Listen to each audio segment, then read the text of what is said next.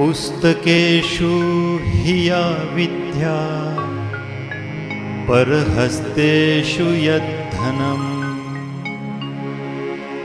कार्यकाले समुत्पन्ने न सा विद्या न तद्धनम् वृक्षफलान्वितभाति वृक्षं धूनयते कपिः वृक्षेण वार्यते तापम् जलं वृक्षाय दीयते वृक्षात् पतन्ति पर्णानि वृक्षस्य प्रसरो महान् वृक्षे खगाः निकुञ्जन्ति वृक्षधन्योऽसि भूतले न कश्चित् कस्यचित् मित्रं न कश्चित् कस्यचित् रिपुः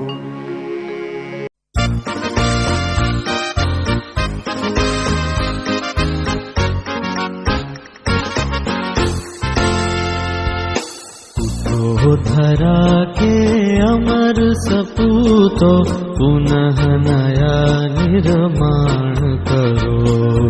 उठो धरा के अमर सपूतो पुनः नया निर्माण करो। जन जन के जीवन में फिर से नव स्फूर्ति नव प्राण भरो। उठो धरा के अमर सपूतो पुनः नया निर्माण करो। जन जन के जीवन में फिर से नव स्फूर्ति नव प्राण भरो।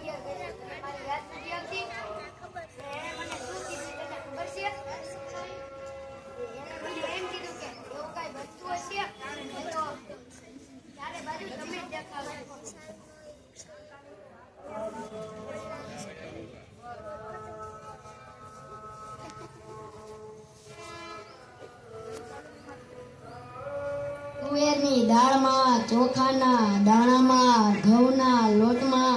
તારું મને તો આંચકો લાગ્યો. હું ધણી છું કે ધણેડું?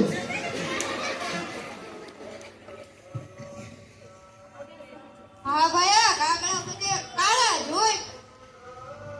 તારી વાત એકદમ સાચી જ છે હો.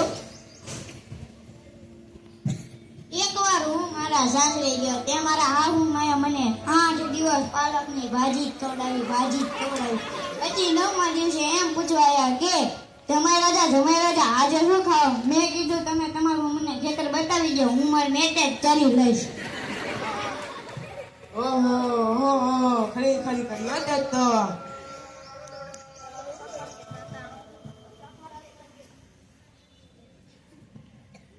હું મારી પત્ની સાથે એકવાર માર્કેટમાં ગયો. મારી પત્નીએ મને એમ પૂછ્યું કે 2 કિલો વટાણા લઈ લઉં? તો મેં એને એમ કીધું, એમાં પૂછવાની શું વાત છે, લઈ લે ને. તો એ કે અંતે તમારે ફોડવાના છે તો તમારે જ તે નહીં. ભાઈઓની તો ક્યાં માંડો છો? આજકાલની વર્તમાન જોઈ લો ને. ટીંગોરના હાથમાં મોબાઈલ આવી ગયો એટલે પતી ગયું, સમજી લો. આપણી સાથે વાત કરતા હોય, કોકનો ફોન આવે એટલે હાલવા જ મળે. એલા આપણે કઈ ખેતરમાં ઉભેલા ચાડિયા છીએ?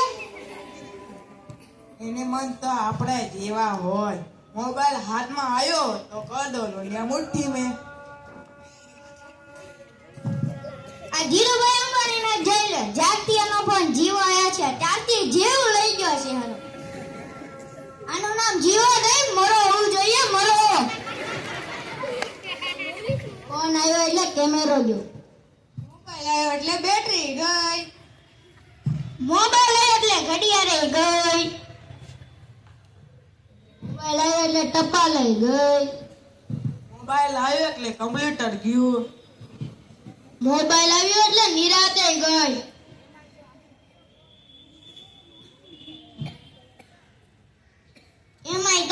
ઘરવાળીના હાથમાં આપણો ફોન આવ્યો તો સમજી લો આપણે ગયા.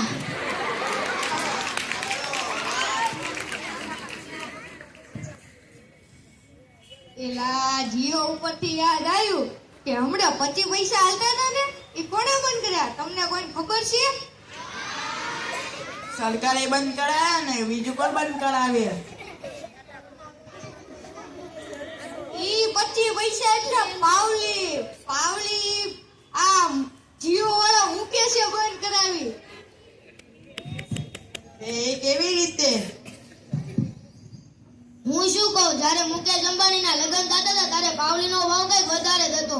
બોલતા તો એક જ ધારે કે પાણીની ચમચી ભરો મૂકો પાવલી. ગણપતિ પૂજામાં મૂકો પાવલી. એક ફેરો ફરાવે કે મૂકો પાવલી. બીજો ફેરો ફરાવે કે મૂકો પાવલી. તેમાંથી તેને બહુ ખીચ ચડી. મેં કીધું કે એક દિવસ હું પાવલી બંધ ન કરાવું. મારું નામ મુકેશ અંબાણી ને જો કરાવી દીધી ને એ પાવલી બંધ. ઈ મોબાઈલના કારણે છોકરા કઈ એવા બિગડ્યા છે જાણે મોબાઈલ એની માં ને જાણે મોબાઈલ એનો બાપ જ ના હોય.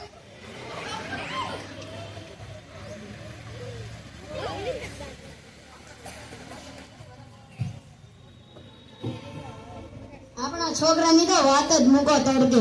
આપણી જ વાત પૂછો ને. જ્યારે છોકરાનો જન્મ થાય ત્યારે એની માં એમ કે આ મારા જેવો છે, એનો બાપ એમ કે ને આખું મારા જેવું છે, એનો કાકો એમ કે એના વાળ મારા જેવા છે, એનો મામા એમ કે નું હાસ્ય મારા જેવું છે. જ્યારે મોટો થઈને ન કરવાના કરે ત્યારે બધા એમ કે હરામખોર કોના જેવો છે. ઈ બધા તો હવેડાના ડાટા કાઢે એવા છે. મેં કાલે પહેલાને કીધું કે તારો છોકરો પતંગના ઘા કરે છે, કોકને વાગી જશે. તો પહેલો મને કહે કે ઈ મારો છોકરો થોડો છે, ઈ તો મારો ભાણિયો છે. મારો છોકરો તો તારા બૂટમાં પાણી ભરે જો.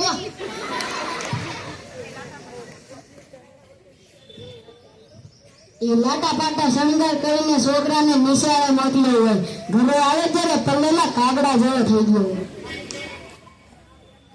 મારા ટીણીયાને કાલે સાહેબે એમ પૂછ્યું કે 15 ફળના નામ બોલ. એક ચીકુ, બીજું સફરજન, ત્રીજું પપૈયું અને 1 ડઝન કેળા. લ્યો સાહેબ, થઈ ગયા ને 15 ફળ. જો કરો વાત.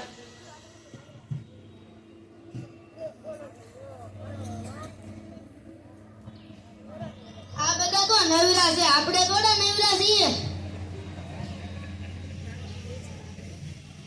આપણે કોઈની પંચાયત કરવી નથી. હાલો સૌના ઘરે.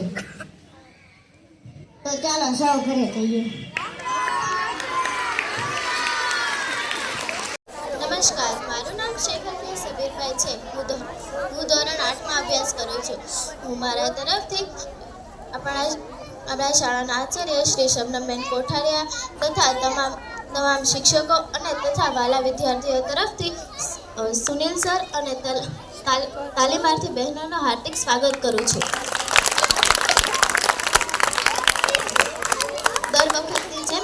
દર વખત આપણા શાળામાં તાલીમાર્થી બહેનો આપણને ભણાવવા આવે છે. દર વખત 3 દિવસ આવે છે. આ વખતે 15 દિવસ આવ્યા, પણ તે લોકોએ ખૂબ જ આપણી માટે મજા કરાવી. રમત રમાડી, ચિત્રકલા, વક્તૃત્વ વગેરે જેવી સ્પર્ધાઓ ગોઠવી અને છેલ્લે કોણ બનેગા કરોડપતિમાં તેમાં નવા ઇનામો પણ આપ્યા. જે લોકો ઇનામો જીત્યા છે તેમને જોઈને અને બીજા લોકો પણ તેમને ભાગ લે તે માટે સક્ષમ બને. મને આશા છે કે તાલીમાર્થી બહેનો આગળ જતાં આવી રીતના જે શાળામાં જાય તે શાળામાં પ્રગતિ કરાવે અને મને આશા છે કે દર વખત અમારી શાળામાં આવી અને અમને નવી પ્રવૃત્તિથી પ્રોત્સાહન કરે.